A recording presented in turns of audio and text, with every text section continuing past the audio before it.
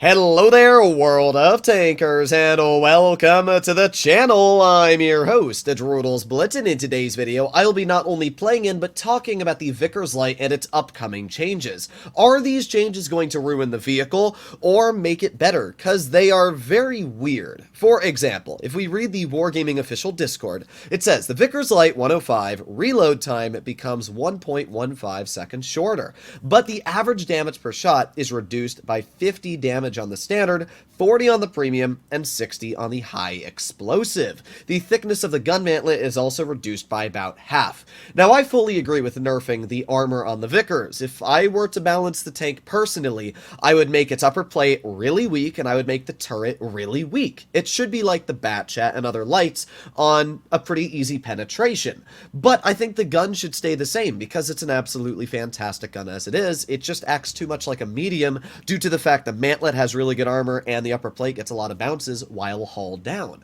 But it seems like what Wargaming wants to do here is give the tank more DPM but less average damage per shot. It's going to be sitting at 300.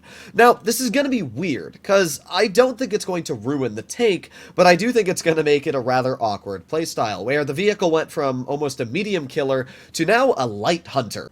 Let's first of all take a look at what the DPM on the Vickers Light is going to look like next update. So, if we make our way over to the statistics of the gun, we can see it currently sits at a 6.97 second reload and has 3012 damage per minute. Now, as I did say before, it's going to lose 1.15 seconds off the reload. So if we do 6.97 and subtract 1.15 off of that reload, it's going to be a 5.82 second reload. That's actually really fast. So now what we do is we do 60 divided by 5.82, and we get 10 rounds a minute. Multiply that by 300, and it means that this vehicle next update is going to have around 3092 DPM. That is an 80 damage per minute increase. That's not a lot to be completely real. It's not that much of a noticeable DPM difference. What will be noticeable is obviously the much faster reload for the less damage per shot. But I also wanted to go over the Hesh, which is going to be losing 60 damage per shot.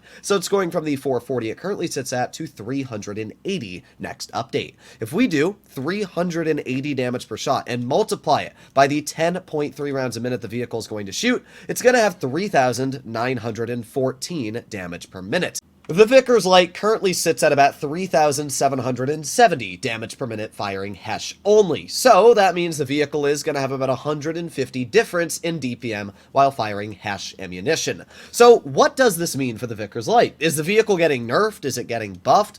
Well, I actually think that it's a bit of a nerf and a buff at the exact same time. It really depends on what your playstyle is. For example, if you're the kind of person that stays very passive and doesn't like to poke a lot, then I don't think these changes are going to help you too much, because obviously trying to drive a tank like the Vickers and you're not poking your opponents, you're waiting for them to make mistakes, same for the Hesh rounds, then you're not going to be shooting that many rounds to begin with, and the alpha is going to greatly affect you. But if you're a player that likes to be aggressive and take advantage of people making mistakes, then that's where the Vickers is going to be great. I just wanted to point out to you that the TVP hit me in the hatch there, and I missed his entire turret. What a great game this is, Wargaming. Oh boy. Oh boy. Well, this is a good example of apparently where the Vickers gets beamed on. I don't even know what to say at this point. We've lost 700 health without really making a misplay. We've just gotten punished for unfortunate things, I guess, to say. There's the enemy TVP, and let's get a Hesh shell into the side. Now, that's a good example of, obviously, where the alpha is going to become less beneficial next update. That TVP is still playing very aggressive, and we also have the opportunity to get another Hesh shell in. Again, we would have done less damage in both of those shells, so a good example of where the Hesh is going to be not nearly as effective. But an example where it would be better is right here. I obviously would have the shells out faster shooting into the enemy AMX-50B, which would give me a lot more effective DPM in this current position and clearing this enemy 50B. So again, Hesh, it's great, but it's good for both different situations we have here, and it really depends on how you're going to use the rounds. Now we get a nice shell into the enemy TVP, and he misses 2 shells on me, so I guess that's a bit of good luck from him hitting me earlier. We got the enemy IS-7 in front of us, and unfortunately that shell did end up missing, but that's completely fine. Let's reload again. Here's a good example of, again, where having faster reloads would obviously allow me to get more shells into this AMX-50B. So it's kind of back and forth for me. I'm not sure whether I like the change or I dislike it.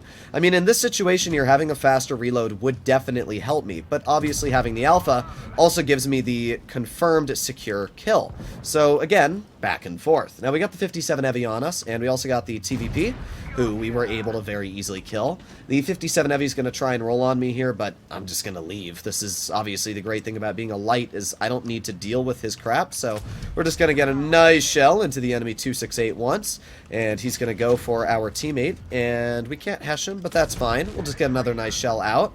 Okay, not all too bad. I think we might be able to get one more pen into the 268 if we just slap him for 330. Okay, well, we're already up to about 5,000 damage in this game, which is obviously a lot.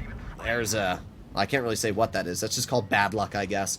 At this point, all that's left is the enemy T-57 Heavy all the way in our spawn. And as a Vickers Light, I'm obviously going to try and take advantage of that. The 57 Heavy also can't kill me anymore, so we're just going to drive right on over, get one nice shell into his tank, and give him a nice little love tap. Thank you. Let's see if we can get one more shell out. We're going to fire a Hesh, and nice, we're able to squeeze it directly in between his spaced armor.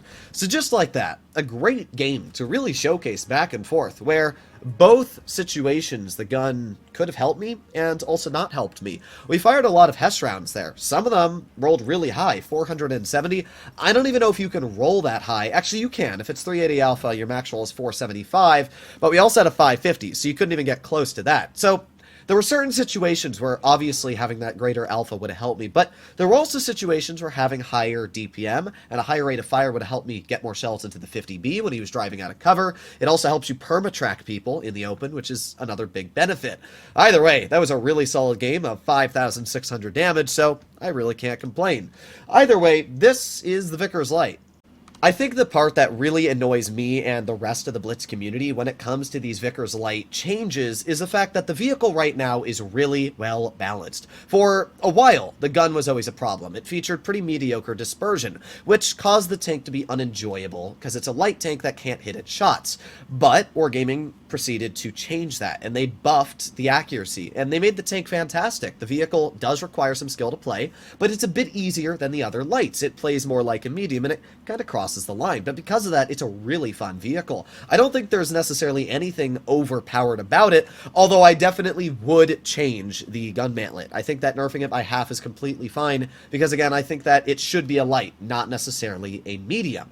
But apart from that, I think the vehicle is really well balanced, and why is Wargaming changing something that is already really good on the tank? Leave the gun the way it is, nerf the armor a bit, and call it a day. Instead, you're completely reworking the vehicle, and it's just a completely different tank now to what its previous playstyle is going to be like. It's going to shoot a lot faster. You're going to have to play a lot more passive as well. It's going to be weird.